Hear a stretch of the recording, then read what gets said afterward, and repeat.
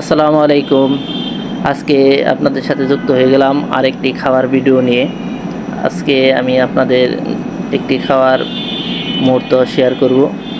লেবু আর গরুর মাংস আর ভাত। আমরা কিন্তু মাছে ভাতে বাঙালি, তবে যত বড় মাছই দিয়ে ভাত খান না কেন, আপনার কিন্তু মনে হবে যে গরুর মাংস হলে একটু ঈদ মানে ওই রকম একটা লাগে। তো চলুন, সবাই লাইক কমেন্টস করে পাশে থাকবেন। বিসমিল্লাহ। আসলে গরুর মাংস ভাত তেমন একটা খাওয়া যায় না, তবে প্রথমে কিন্তু খুব লোভনীয়ভাবে খেতে ইচ্ছে করে, খুব টেস্টি কিন্তু।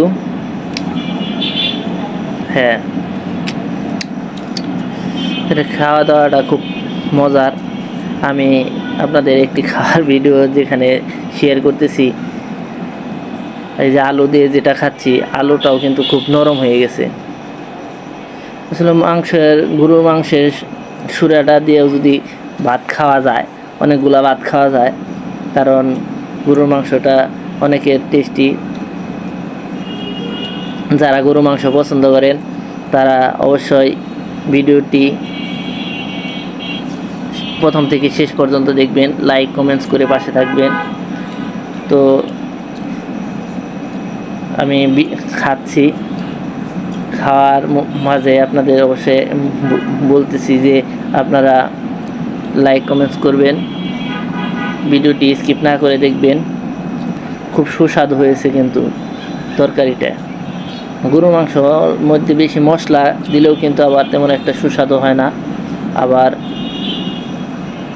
অনেকে কালা ভুনা পছন্দ করেন। আমি মনে করি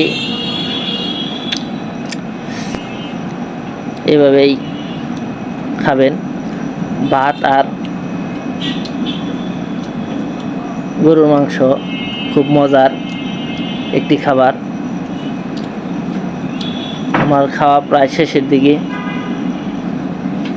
আর অল্প একটু বাকি আছে। আবার যাদের প্রেশার আছে, হাই প্রেশার, তারা কিন্তু একটু কম খাবেন।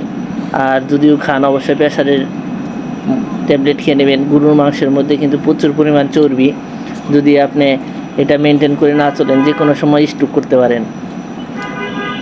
তো আমার খাওয়া প্রায় শেষের দিকে, আর একটু এক পিস মাংস আছে। এটা খাওয়ার পরে দেখেন কি নরম হয়েছে, একদম নরম হয়ে গেছে রান্না। মুখে দেওয়ার সাথে সাথে গলে যাচ্ছে।